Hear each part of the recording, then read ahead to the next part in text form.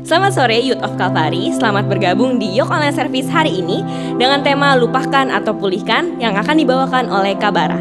Namun sebelum itu mari kita memuji Tuhan bersama-sama. Selamat beribadah and God bless you. Selamat sore Youth of Calvary, kita ketemu lagi dalam persekutuan hari ini. Kita mau belajar banyak tentang firman Tuhan nih. Yuk kita sama-sama belajar berdiam, mendekat dengan Dia supaya kita juga bisa benar-benar merasakan pelajaran kita pada hari ini mau ngajarin kita apa sih? Ajarku berdiam. Ajarku berdiam, dekat di hatimu, di saat ku berpaling, temukan cintamu. Di sana kau menanti untuk bawaku lagi, bersekutu dalam damai yang sejati. Oh, ku damba hadirmu. Oh, inilah rinduku, hidupku hanyalah untukmu. Segenap hatiku kagum akan kebaikanmu, dan nafasku menceritakan kasihmu. Ajarku berdiam dekat di hatimu. Sekali lagi nyanyikan pujian ini, ajarku berdiam. Ajarku berdiam dekat di hatimu, di saat ku berpaling, temukan cintamu. Di sana kau menanti untuk bawaku lagi, bersekutu dalam damai yang sejati. Oh, ku damba hadirmu. Oh, inilah rinduku, hidupku hanyalah untukmu. Segenap hatiku kagum akan kebaikanmu, dan nafasku menceritakan kasihmu. Ajarku berdiam dekat di hatimu, hidupku hanyalah untukmu. Hidupku hanyalah untukmu. Segenap hatiku kagum akan kebaikanmu, dan nafasku menceritakan kasihmu. Oh, ajarku berdiam dekat di hatimu. Ajarku berdiam dekat di hatimu. Ajarku berdiam dekat di hatimu. Amin, puji Tuhan. Biarlah Tuhan yang boleh tetap terus mengajarkan kita untuk kita boleh berdiam di tengah-tengah mungkin masalah, situasi, pergumulan yang kita hadapi. Biarlah ketika Tuhan memberikan kita waktu untuk mengalami itu semua, kita boleh benar-benar belajar, berdiam, mencari Tuhan yang jelas ya. Karena kita juga tahu bahwa sekalipun kita jatuh, sekalipun kita sering kali mengecewakan dia tetap adalah Bapa yang kenal kita sampai kedalaman hati kita. Dan kita menyanyikan pujian sampai akhir hidupku.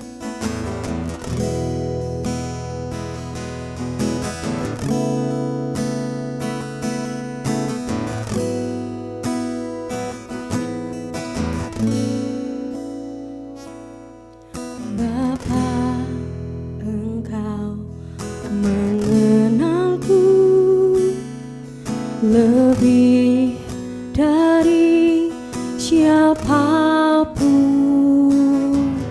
Engkau tahu ceritaku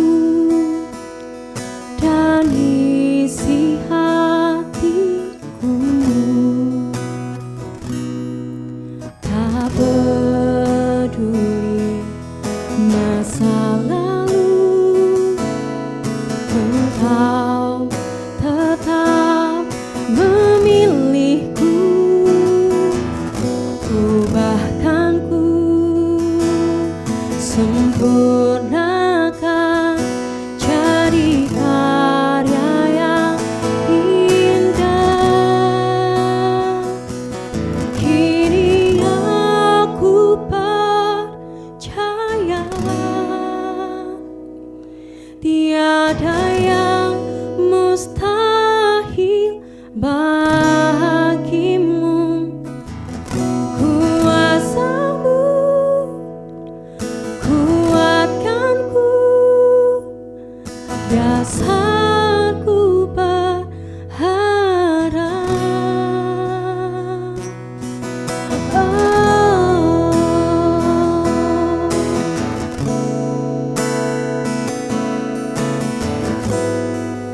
Bapa, Engkau mengenalku. Bapa, Engkau mengenalku lebih dari siapapun. Engkau tahu ceritaku dan isi hatiku.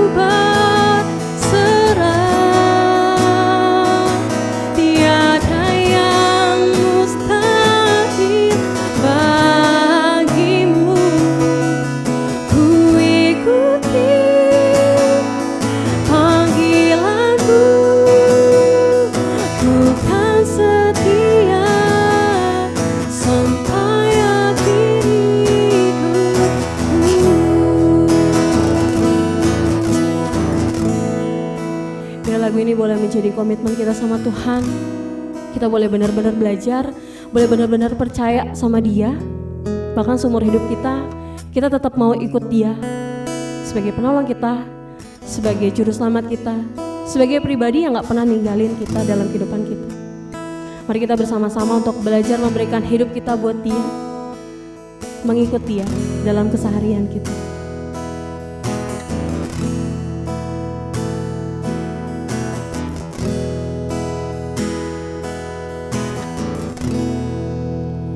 Mengikut Yesus, itulah kesukaan hatiku. Ku lepas semua aku untuk mengenal kehendaknya di hidupku.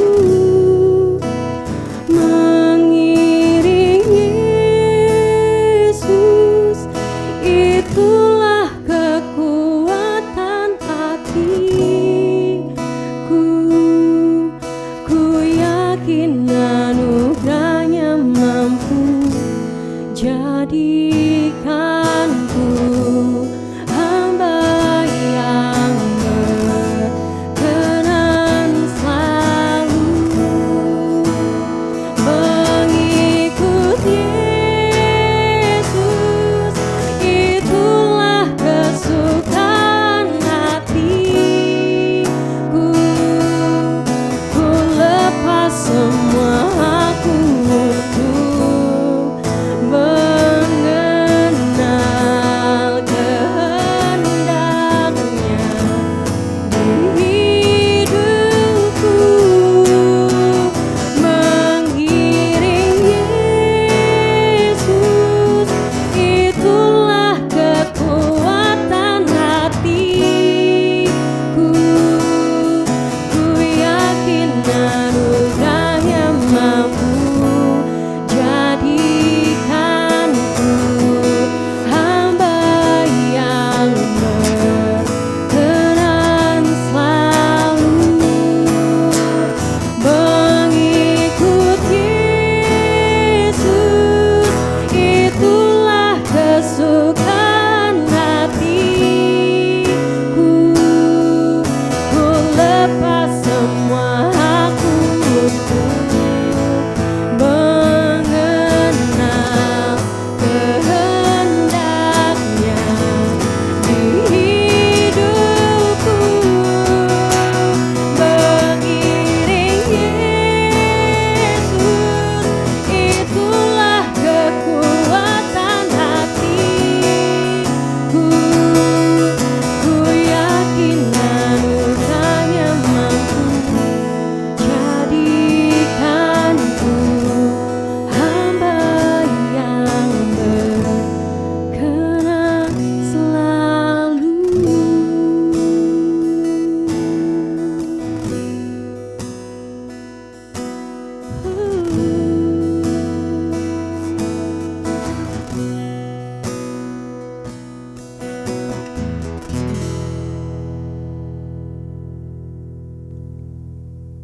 Shalom teman-teman semua, Yok Kalvari. Bersyukur bisa bertemu dengan teman-teman dalam ibadah hari ini. Dan kita akan mendengarkan firman Tuhan, kita akan belajar bersama dan sebelum kita akan berdoa. Terima kasih Tuhan buat hari ini kami bisa berkumpul di tempat kami masing-masing di dalam YouTube ini, service online ini. Dan kami bersyukur Bapa buat kesehatan, kekuatan yang baru yang Tuhan berikan bagi kami untuk kami bisa ada bersama belajar tentang Engkau melalui firman-Mu. Hati kami siap Tuhan untuk mendengarkan firman-Mu dan hati kami siap untuk dibentuk oleh firman-Mu juga. Ini doa kami dalam nama Tuhan Yesus Kristus. Amin. Sekali lagi saya menyapa kita semua shalom. Saya benar-benar senang sekali bisa dipercaya kembali untuk bisa menyampaikan firman Tuhan. Kalau hari ini kita mau bahas sesuatu topik dari firman Tuhan yang menurut saya itu luar biasa sekali. Itu mengenai ciptaan baru. Kita mau belajar sejauh mana sih yang namanya ciptaan baru itu dan apa yang dimaksud oleh Paulus mengenai ciptaan baru. Khususnya dalam kitab 2 Korintus pasal 5 ayat yang ke-17. Berbicara mengenai ciptaan baru, berarti ini ada sesuatu yang baru. Ada yang lama juga. Dari yang lama yang ke baru ini yang kita mau pelajari. Firman Tuhan berkata, jadi siapa yang ada di dalam Kristus, ia adalah ciptaan yang baru. Yang lama sudah berlalu, sesungguhnya yang baru sudah datang. Beberapa bulan terakhir ini tentunya ya, dalam tahun 2020, kita itu memiliki kebiasaan lama dan berubah menjadi kebiasaan yang baru. Sehingga dalam 2020 ini kita memiliki kebiasaan baru yang itu belum pernah kita lakukan mungkin sebelum tahun 2020, khususnya dalam pandemi ini. Salah satunya adalah kalau kita nih sebelum pandemik, biasanya kita kalau ketemu teman, say hello, kita bisa hug, kita bisa langsung jabat tangan. Ya sudah, after that selesai. Tapi setelah pandemik, kalau kita ketemu teman, kalau kita sempat berjabat tangan atau berpelukan kayak Teletubbies, itu kita langsung kayak semprot tangan kita dan kita mau pastikan kalau kita ini steril. Ada juga tuh yang benar-benar dia mau steril banget ya, dia punya pola hidup yang beda, dia benar-benar semprot semua supaya kehidupannya steril. Ini sesuatu pola yang baru di tahun 2020. Dan saya pun masih, karena ini bukan kehidupan saya sebenarnya, kadang lupa karena memang belum menjadi kebiasaan. Kadang sama sekali saya nggak ngerti, kalaupun saya pakai itu karena disuruh. Karena memang saya nggak mengerti kenapa saya harus pakai ini. Ada pola lama, ada pola baru. Before pandemic kita punya kebiasaan lama, after pandemic kita memiliki kebiasaan yang baru. Ini butuh proses, butuh pengertian, butuh hal yang harus kita kerjakan untuk kita bisa benar-benar mengerti kalau after pandemic kita harus punya pola hidup yang baru yang kita sebut dengan protokol, pola hidup sehat. Pakai masker, selalu sedia yang namanya hand sanitizer ini kita harus punya nih. Sampai sekarang itu masih terjadi. Hal yang sama yang benar-benar Paulus katakan melalui 2 Korintus ini mengenai ciptaan yang baru. Paulus sebelumnya kalau kita mau belajar dengan kisahnya, dia dulu itu seorang penjahat, seorang penganiaya Kristen. Itu hidup Paulus sebelum mengenal Kristus. Hidup Paulus sebelum di dalam Kristus, dia itu penganiaya. Jadi di mata dia semua orang Kristen yang mengikut Kristus dianggap musuh. Langsung dicap sebagai penjahat dan dia tarik bahkan dibunuh. Yang kita tahu dengan kisah Stefanus. Yang membunuh bukan Paulus, tapi di depan Paulus Stefanus itu dibunuh dan dia menyetujuinya. Dikatakan di cerita yang lain bahwa Paulus mengejar orang Kristen dan memasukkan mereka ke penjara. Sehingga Paulus dikenal sebagai penganiaya Kristen sebelum dia di dalam Kristus. Yang menarik buat saya adalah ketika Paulus mengalami perjumpaan dengan Tuhan, ada perubahan. Ada perubahan hidup yang dialami oleh Paulus yang sering kita bilang akhirnya Paulus bertobat sehingga dia memiliki kebiasaan yang baru, pola hidup yang baru. Yang kita kenal adalah dia menjadi salah satu rasul Kristus untuk memberitakan Injil. Cerita ini sudah menjadi cerita yang biasa kita dengar. Bahkan dari sekolah minggu pun kita sudah tahu cerita mengenai Paulus bagaimana kehidupannya sebelum berjumpa dengan Tuhan. Dan sampai dia berjumpa dengan Tuhan, akhirnya menjadi rasul, pemberita Injil. Hal yang menarik yang ingin saya katakan adalah perubahan sikap Paulus tidak serta-merta terjadi begitu aja. Apa yang berubah dari Paulus sehingga dia bisa yang dulunya penganiaya Kristen sekarang malah membela Kristus, memberitakan tentang Kristus. Ini radikal perubahan yang sangat ini. Karena yang saya lihat di sini adalah ketika Paulus hidup di dalam Kristus, perubahan yang dia alami adalah perubahan perspektif, perubahan pola pikir. Kenapa saya bilang begitu? Karena Paulus tidak lagi memandang orang-orang lain yang belum mengenal Kristus sebagai musuh yang harus dibenci dan dianiaya oleh dia. Artinya begini, waktu dia sebelum mengenal Kristus, dia melihat Yesus, dia melihat orang Kristen, itu dianggap musuh. Kenapa jadi musuh? Karena tidak sesuai dengan ajaran Yahudi pada waktu itu, ahli Taurat pada waktu itu. Tidak sesuai, sehingga dianggap bidat, perlu dibinasakan. Itu pola hidup dia sebelum mengenal Kristus. Setelah mengenal Kristus, sama. Waktu dia melihat orang yang berbeda dengan Paulus, dia nggak berubah. Dia tetap sama, ada action yang dia lakukan. Tapi bedanya adalah, dalam hal ini, dia melihat orang yang berbeda, dia tidak langsung membunuh. Jadi ketika dia dalam Kristus, ketika dia ketemu orang yang belum menerima Kristus, belum menjadi Kristen, dia tidak menjadikan itu musuh. Bahkan dia tidak menjadikan orang ini dimasukkan ke dalam penjara dan dianiaya. Unik bukan? Satu sisi dia bisa melihat musuhnya harus dianiaya, harus dibinasakan. Di satu sisi lain ketika dia berubah, melihat musuhnya, dia tidak ngapa-ngapain, bahkan tidak menganggap musuh. Bahkan dikatakan di ayat ini adalah Paulus malah ingin memberi kasihnya untuk memberitakan tentang Kristus. Perubahan yang unik. Setelah saya pelajari, teman-teman semua, kadang-kala memang dalam kehidupan kita ini mengalami yang sama. Untuk merubah pola hidup yang lama menjadi pola hidup yang baru, itu susahnya bukan main. Hanya ketika kita berjumpa dengan Kristus. Hanya ketika hati kita dipenuhi oleh Roh Kudus. Coba lihat kisah yang lain ketika bangsa Israel, dia keluar dari Mesir sampai ke tanah perjanjian. Waduh, prosesnya luar biasa. Saya baca beberapa artikel, tafsiran juga. Tuhan hanya butuh 1 hari untuk mengeluarkan Israel dari Mesir, tapi Tuhan butuh 40 tahun untuk mengeluarkan Mesir dari kehidupan Israel, dari pola pikirnya Israel, dari mental Israel. Kenapa susah? Ya, karena perubahan bukan pekerjaan manusia. Perubahan adalah pekerjaan Roh Kudus. Jangan pernah kita memaksa diri kita untuk mengalami sesuatu yang baru dengan kekuatan kita. Apa yang ingin Paulus sampaikan mengenai perubahan dari hidup yang lama menjadi hidup yang baru melalui ayat ini?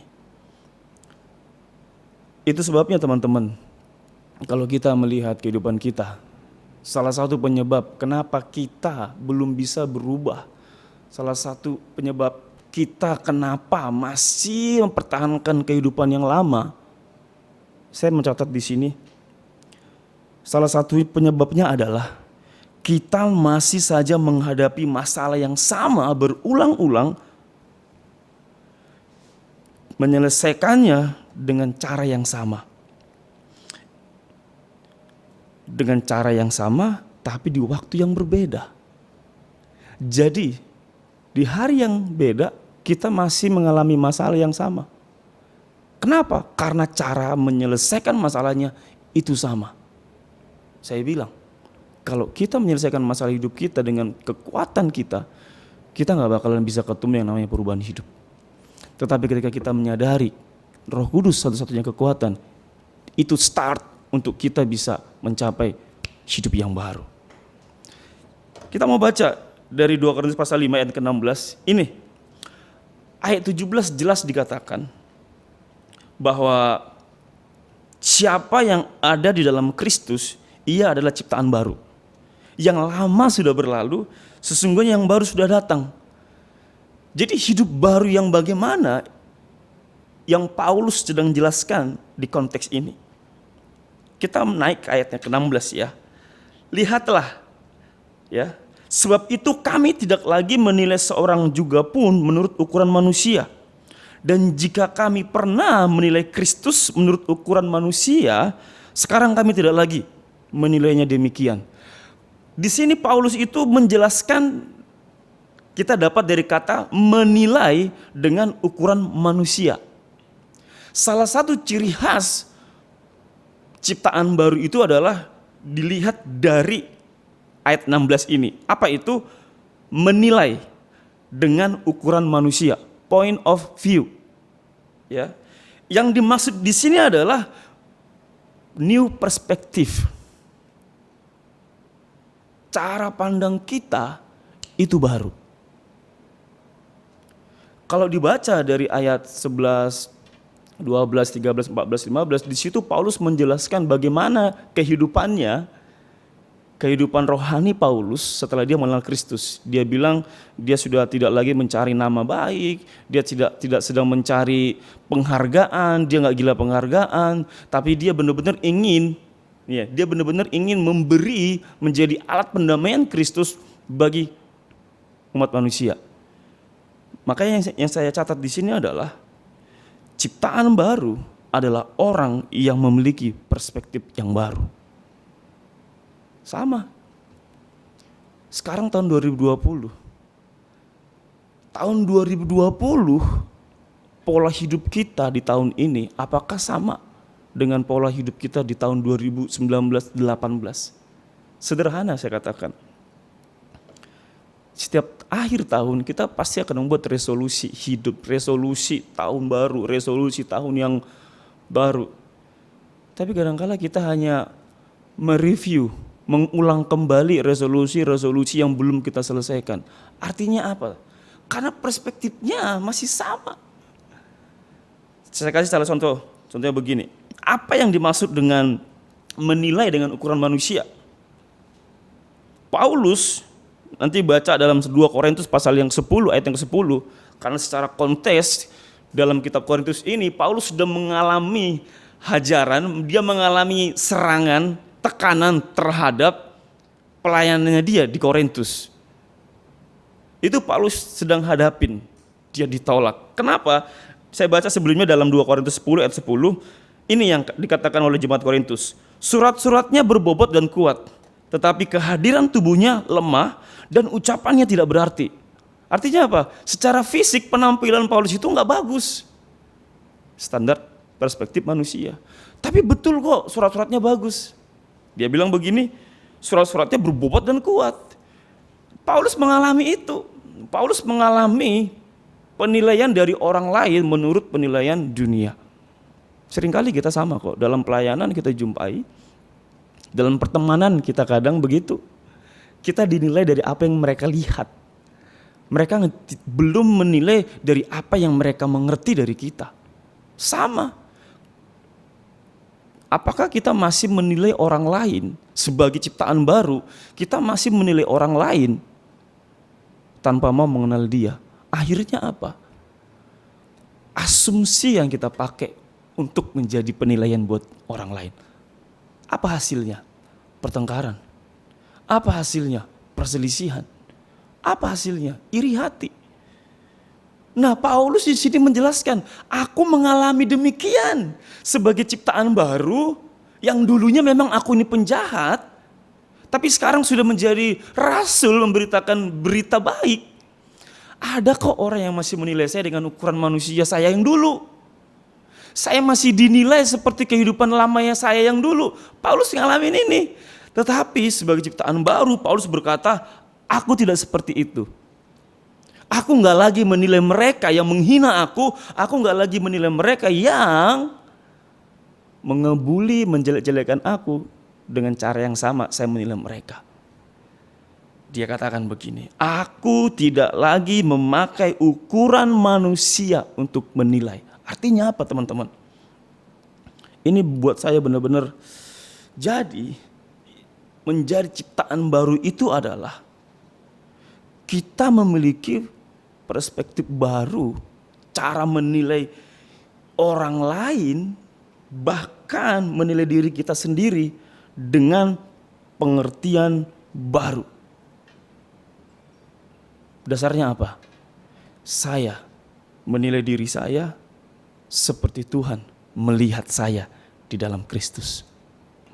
Dan saya melihat teman-teman semua, melihat siapapun di sekitar saya melihat seperti Tuhan melihat mereka. Diawali dari perspektif kita. Nggak salah ketika Roma berkata pasal 12 itu, pembaruan akal budi itulah start awal untuk kita mengalami transformasi. Diawali dari sini, diawali dari hati kita yang mau berubah. Jangan pernah menghakimi orang lain dengan kesalahan masa lalunya. Jebakan yang sering kita alami adalah di sini. Karena kita tahu itu bukan sikap sebagai ciptaan baru. Ketahuilah, dalam proses ini kita sama-sama tahu, butuh waktu yang lama, butuh perjuangan yang berat untuk orang itu bisa meninggalkan masa lalunya untuk berubah. Jangan pernah mengungkit-ungkit itu lagi. Seberapa sering kita kalau ketemu di sekolah, di gereja mungkin, atau di keluarga, selalu kita melihat orang tua kita dengan asumsi dia pernah nyakitin aku sebagai anak. Nggak ketemu komunikasinya. Di sekolah kita masih melihat teman kita ini ya udah baik buat kita, tapi kita masih nilai dia dengan kehidupan lamanya dia yang pernah ngebully kita. Lah kapan bisa nyatu? Makanya apa sih yang membuat kita menjadi berat di dalam hidup ini sebagai ciptaan baru? Karena perspektifnya masih perspektif lama. Cara menilai itu masih memakai standar dunia. Kenapa saya bilang dunia? Dunia di sini katakan daging. Coba lihat keinginan daging di ayat yang lain. Keinginan daging adalah hawa nafsu, iri hati, perselisihan, perseteruan, pemecah belah, dengki, amarah, itu semua. Itu yang kita pakai untuk menilai orang. Nggak bakalan ada yang namanya relationship. Nggak ada yang namanya kesatuan. Nggak bakalan ketemu yang namanya harmonisasi. Nggak bakalan ketemu. Kalau kita masih memiliki atau memakai perspektif hidup pola yang lama ketika kita menjadi orang yang baru. Mungkin dalam hari-hari ini kita mengalami titik jenuh yang memang kita udah gak sanggup lagi mau maju. Kita lelah dengan situasi sekarang. Pertengkaran yang sama kita masih alami. Trauma masa lalu yang masih menghantui. Iri hati kepada orang lain yang masih ada sampai sekarang. Dendam, tidak bisa mengampuni. Bahkan untuk mengambil satu keputusan pun karena kita masih memiliki perspektif yang lama, kita stuck. Dan itu situasi yang sangat tidak sehat.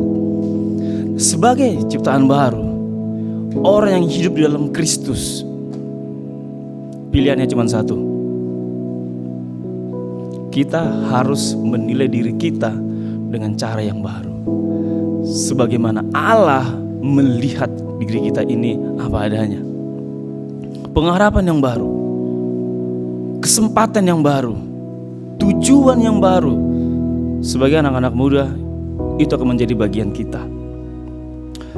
Atau kita berkata, saya gak bisa bang, saya gak bisa pak, saya gak bisa om.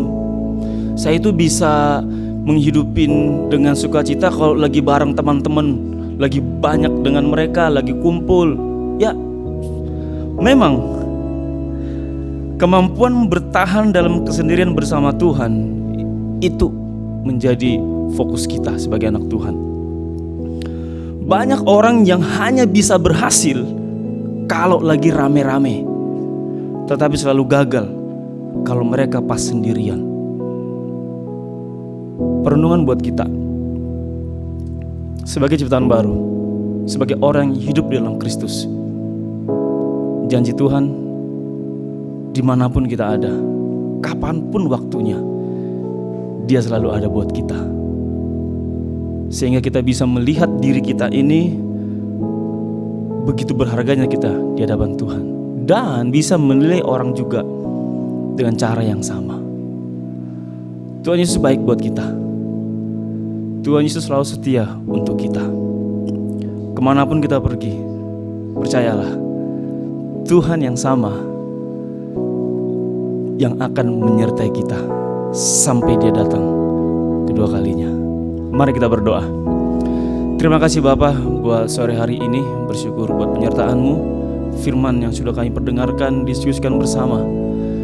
Hamba berdoa, biarlah Roh Kudus mengerjakan dalam hati kami, sehingga kami bisa menerapkan, mengaplikasikan setiap firman Tuhan yang sudah kami pelajari hari ini dalam kehidupan kami, dimanapun kami ada. Dalam sekolah kami, dalam keluarga kami, dalam pertemanan kami. Kami mau belajar sebagai ciptaan yang baru dalam Kristus. Kami harus memiliki perspektif yang baru di dalam Engkau. Terima kasih Bapa, ini doa kami alaskan di dalam nama Tuhan Yesus Kristus kami sudah berdoa. Amin. Terima kasih telah mengikuti Yok Online Service pada hari ini. Sampai bertemu di Yok Online Service minggu depan. God bless you.